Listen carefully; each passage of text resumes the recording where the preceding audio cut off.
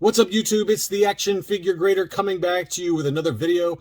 I'm a little bit under the weather right now, so you'll have to forgive me if I cough and sniff my way through this video, but I wanted to put together some more sales prices for vintage complete Star Wars items, both action figures as well as vehicles. Some of them included the coins, like for some of the later releases, like the Droids line, and some of the Power of the Force figures. So let's dig into some really awesome items, and thank you again to all my Patreon supporters. You guys allow me to make more and better videos. If you're interested in becoming a Patreon supporter, it's patreon.com/actionfiguregrader. Okay, we're going to start off with some first 12 figures. This seller had a number of different really nice ones that all sold kind of the last couple of days. September 28th, I believe, is when all the auctions ended. And this one was for the Solid Dome R2-D2, Hong Kong, and looked to be in pretty clean condition. The big thing you got to remember when you're buying, some of these loose figures is, especially for these white figures or like these droids, is to check out the condition of the sticker. This one's got just a slight little bit of yellowing to the sticker, but the other thing to keep in mind is the dome. But the dome on this one looked pretty clean overall. You can see how clean that one looks. It's very, very nice condition overall. That one sold for 76 bucks. I thought that was a pretty great price. Again, you're going on pretty limited photos, and again, I'm assuming for all of these auctions that the items are as described, that they're all complete without reproduction accessories. But this one looks obviously pretty original here, and just some light wear and tear here and there. But this is probably like an 80 grade R2-D2, and to pick that up for 76 bucks plus $5 shipping, I think that's a pretty fair price. Next up, he also had an Obi-Wan Kenobi. The photos were not great. They were a little bit blurry, so it's hard to tell. But this one is the white-haired version of Obi-Wan. There's also the light gray and the dark gray hair. A little bit of a chipping going on his left index finger there. Again, I'm assuming that the Saber and the cape are original, but this one also sold for 76 bucks. Looked to be very, very clean condition overall. This is a great shot here that shows the white hair on him, but that's probably a good solid 80 condition. Now, the other thing to keep in mind is that his thumb that holds that saber in place, oftentimes the paint can either wear off or it just is missing the paint there. I can't tell on this one whether the paint was just kind of an overspray or the thumb was missed when the paint was applied for his hand, but it is missing on that thumb there, so that's going to hold back the score a little bit. But again, for 76 bucks plus $5.15 shipping, you got to remember that an AFA 85 can, loose graded can regularly sell for $400 plus. So, this is probably like an 80 grade condition Obi-Wan, and certainly a pretty fair price. Here is a Hong Kong variant of the Tuscan Raider. The big thing on the Tuscan Raider is to check out the paint on the cheeks as well as on the horns, and the paint looks pretty good on this one. Just as the light brown kind of bandolier and glove color, and there's also a darker brown paint that was more common with some of the later card back releases for the Tuscan Raider. But again, a very clean example. That one sold for $61 plus $5.15 shipping, and I did see a few other data points for the Tuscan Raider. I've seen as high as $82 for a loose ungraded one. So $61 plus $5 shipping is about market, I think, for the condition. The cape looked really nice and clean as well. So pretty decent price on kind of an 80-ish grade sand people. The prices on Leia have just gotten really crazy, and I've got a couple of examples that are not particularly mint. I mean, you can see the torso discoloration relative to even the legs on this one. There's also kind of some blemishes on the cape and things like that. The hair looked pretty good, face looked pretty good on this one, but this cape was pretty tatty. It had some damage going on. This is probably at best like a 75 grade. That still sold for $179 and change plus $5.15 shipping. So, I think the big cost obviously for this one is the weapon. Assuming that the weapon is legitimate, just her blaster pistol alone can go for $100 plus, $100 to $125. So that's really what you're paying for there. Although the hair on this one was in pretty great condition. This is the brown hair variant. So, but yeah, I mean, this is, given the condition of that cape alone, I think you're really, and the torso discoloration, I think at best, this is probably a 75 kind of grade Leia, and 180 bucks. It's pretty steep to me. Here's another example. This one's got kind of pale hands where the paint has kind of started to degrade on that. Also some yellowing going on the actual legs and torso for her. A little bit of a paint blemish there on her temple there, or not her temple, on her skull, I guess. I guess it's her temple. I don't know. But the cape is also, again, pretty tatty. You can see some edge wear to that cape as well. Here's the back of Leia here. There's also, looks like to be a little crack in the armhole there. So that's another thing to keep in mind for any of these vinyl cape figures like the Obi-Wan, the Leia, Vader, and for Lando. You know, you can often get kind of small cracks in the armholes for that figure. So again, this is probably at best 70 to 75 grade. That's still sold for $175.96, free shipping. So, you know, it's just the way it is. You know, for high grade, 400, 450 even. I have seen prices kind of flatten though. There's been a number of UKG graded examples that I've seen online that have kind of sat in that 300 to 350 range, even though they're UKG 85s. So, you know, I think again that as the market kind of softens as we enter into the fall and winter months, and some of the economic concerns are happening. You know, inflation data just came out again today, which is the 30th of September, showing that inflation, at least here in the U.S., is still nowhere near under control. The Fed is still going to continue to raise rates, and it's just going to flatten out the economy even more. Everything's going to get more expensive, and you know, I do think for some of these common items we might see a pullback. Blue snags continues to go up in price. There's been a couple of examples, 75 plus to 80 grades, that have been selling in that $800 to $900 range. This one was ungraded and was, you know, complete. It did have a little bit of wear around the boots, the silver boots, and the, you know, pretty heavy wear on the buckle. The torso itself looked pretty clean though. You know, that's usually the first thing that discolors on the blue snaggletooth, is that the torso turns to a different shade of blue relative to the arms and legs. But, you know, that has not happened on this one. But this is probably like a 75 plus grade, you know, maybe even an 80. That one sold for $565. I thought that was a pretty fair deal given, you know, the condition of it. I think what would hold this one back is the belt buckle. You know, it's lost a lot of the paint on that belt, but the hands look clean. Boots look fairly clean, and it's got a very clean, non-discolored torso. So $565 is about right, I think, for that one. A couple of different X-Wings sold, both loose, both advertised as complete and working. And again, you know, I'm going on what is said in the auction. The big thing on the X-Wings is the canopy can turn yellow. This one's not too bad at all, but, you know, they can get really heavily yellowed. You know, and the white shows every little defect over time. Any kind of speck of dirt or anything like that, it really shows up on the white X-Wing wings. This one sold for $149 plus $9 shipping. And then here's another one that sold. You can see how yellow that canopy is on this one, but the wings look pretty good. There's a little bit of yellowing on some of the edges there to it. Some yellowing to the fuselage. Big word, John. But again, it was advertised as complete, and that one was listed for $299.95, and it sold for $250. $250 for that one. That seems a little high to me. That one seems a little high. You can see some staining there around some of the rivets that hold the bottom part of the fuselage in place. So I think this is an overpay. I probably wouldn't pay that much for this example. You can see some staining right here on the sticker, and then again the staining right here. So, you know, this is, you know, if you're just displaying it, if you're going to display it on a shelf or whatever, you know, that's fine. I'm not assuming that everyone's going to be loose grading, you know, some of these vehicles. That's not really a common occurrence, but you do want to spend your money wisely. And I think, I mean, no offense if you happen to be the one that bought this, but $250 I think was an overpay for this one. Now here's a really expensive figure. This is the 12-inch, or really the 15-inch IG88, and this is complete and all original.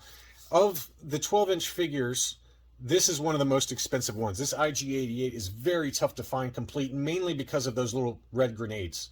And those go into the bandolier that goes around his chest. But this was a very clean example. It included both weapons.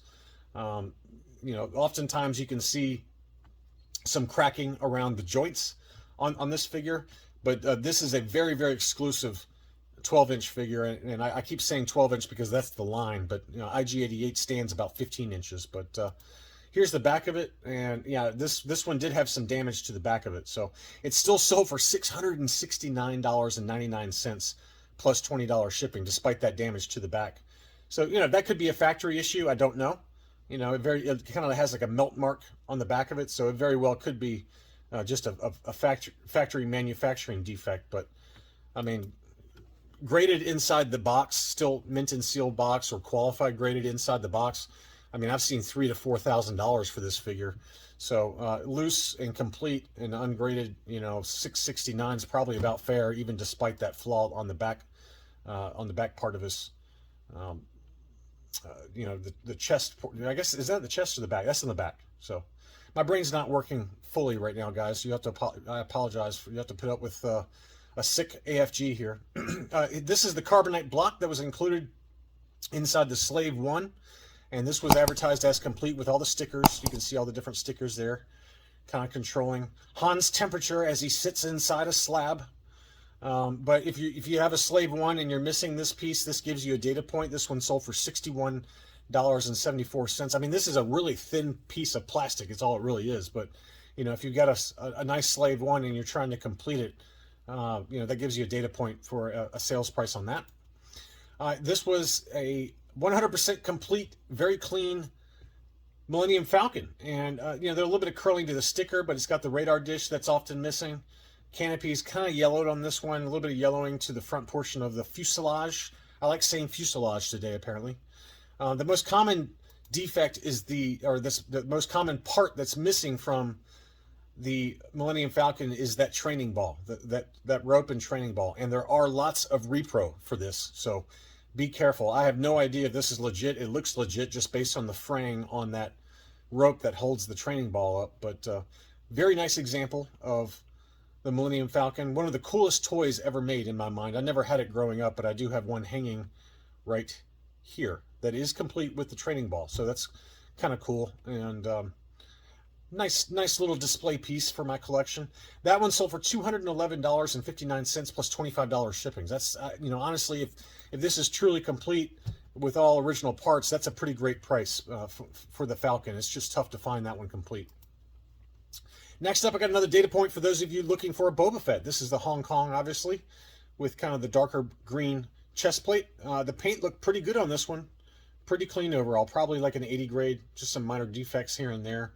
It's got that lipstick red to the visor on his helmet, but a very nice, clean example of a Hong Kong Fett. That sold for $75 plus $9.45 shipping, and that's about the going price I've seen for a loose, complete Hong Kong Boba Fett. They've been on the low end, $70. You know, I'm assuming about near mint for the quality, 80 grade C8 condition. But you know, the biggest defects you got to look out for are on those shoulders. A lot of paint chipping happens on those shoulders, and this one is no exception. It's got some chipping. The other thing is around the sonic weld right here. It looks like there's a defect there. I don't know if that's been re-glued or what, but that looks like a weird defect that you'd have to investigate if you're finding one that had that same defect. But look out for the shoulders. The shoulders are the big thing, you know, and obviously the face visor paint is the big thing, and then the chest armor often will chip off really easily. But $70 to $80 is kind of the going rate for the most part for a kind of a C8 condition Hong Kong Fett.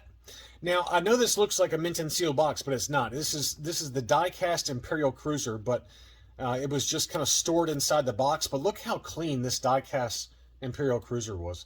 Usually these things are all chipped up and discolored, but this has never been played with, clearly. It was awfully tempting. I had this on my watch list. It was in an auction, and I mean, you cannot get any more clean of a die-cast Imperial Cruiser.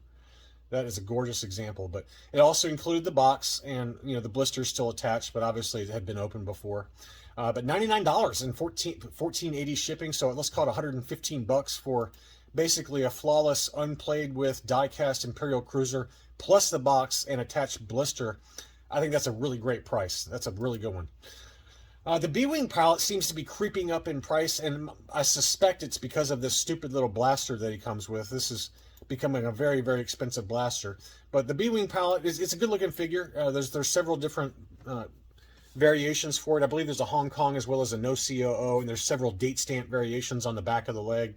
Some of them have a date stamp, some of them don't. Or left leg, right leg, things like that. But the big thing for the B-Wing pilot is this silver paint application. As you can see, it's got a little bit of wear around some of the nodules going on his chest apparatus, but a really clean one that's kind of dead mint will be all silver. So just keep an eye on that. So this is probably, you know, I'd say at best probably an 80 grade condition.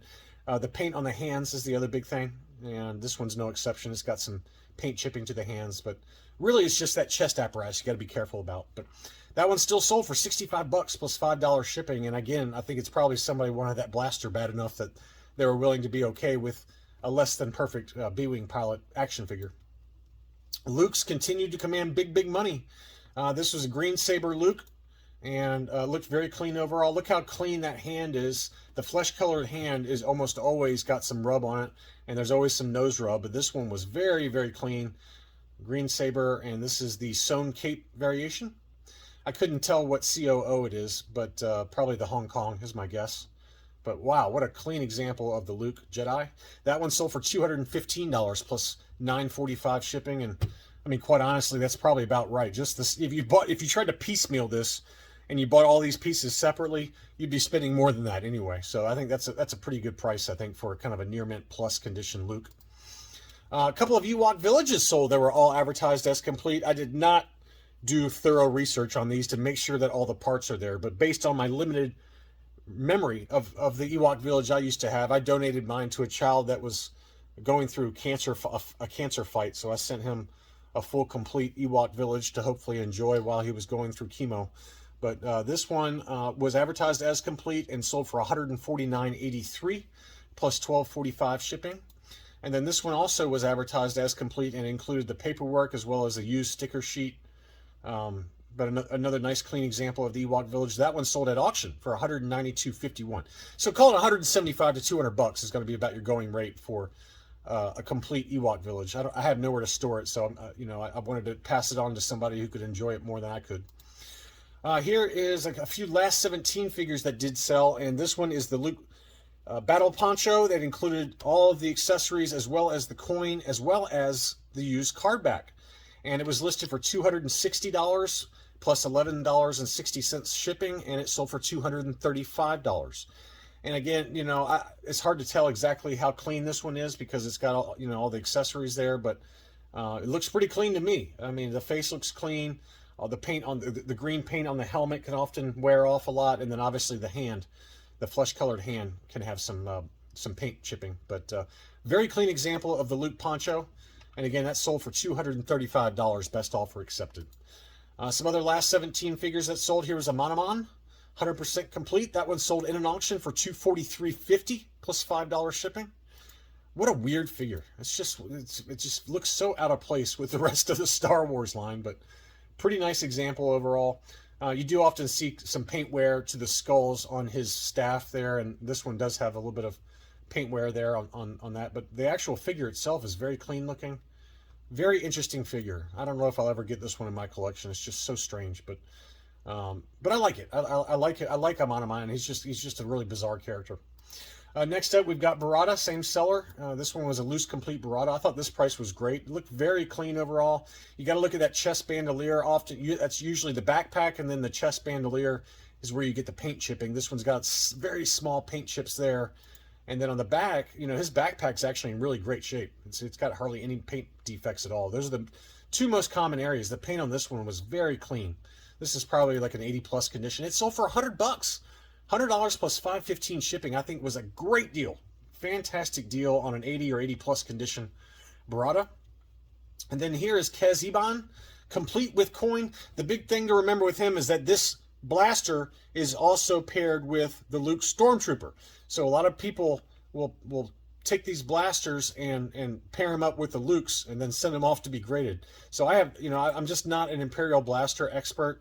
I'm assuming that it's the correct one, but who knows? You have to ask an expert on that. And it also included the coin, but a beautiful figure. And that one sold in an auction for $162.37 plus $4 shipping. I mean, I think based on that price, I'm assuming that this blaster is not the correct blaster. It says no repro parts or weapons, but who knows? I mean, usually just that blaster alone can go for more than $162. So I'm assuming that that's the incorrect blaster. The Ewok Battle Wagon, that's an item you don't usually see come up very often for sale in an auction, and this one did include the box. It was pretty tatty, but what a cool item. I love the way that looks. Very cool. And I believe that was reused maybe in the Robin Hood toy line. I can't remember, but that one sold for $698.88 plus $26 shipping. So Very tough to find that Power of the Force item, and I don't know if it's had a broken piece there. It looks like a piece broke off. Yeah, it looks like a piece broke off that holds the tusks in place. So even despite that flaw, still sold for $700. And then I'm going to finish it off with a couple of Polish bootlegs that sold. I thought that was kind of an interesting sale. You don't usually see these come up very often in the U.S. for sale in an auction. And this one was the TIE Fighter palette. This is the 3rd generation TIE Fighter palette with very Kenner-esque colors. There's certainly other color variations. And this one included a G.I. Joe style weapon, G.I. Joe style Polish bootleg weapon. So not really paired with the TIE Fighter palette, but you know, these 3rd generation figures, they never came originally when they were packaged with weapons. The weapons were sold separately in like big baggies.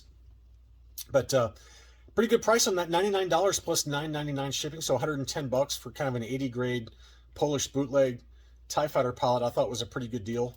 And then that same seller also had this 3rd generation silver Hoth Stormtrooper, one of my favorite color combinations for the Polish bootlegs, and just love the silver on this. Just looks great. I've got a couple of these in my collection. But anyway, that one sold for $120, $120.50 plus $9.99 shipping. So pretty good deals. I mean, they usually get listed in the Facebook bootleg group for well more than this. So I think at auction to get these for that price was a little more indicative of fair prices. I've noticed that a lot of the buy it now situations with Polish bootlegs, either on eBay or on Facebook, the prices have creeped up quite a bit to where they're sitting. A lot of people are just saying, I'm not paying that, sorry. So we'll see if that maybe changes as the economy continues to be a concern for a lot of collectors. So anyway, thanks for bearing with me as I don't have full energy, the usual action figure greater energy level where I've had like 15 cups of coffee. I'm just kind of under the weather. But thanks so much for watching, and I'll be back soon.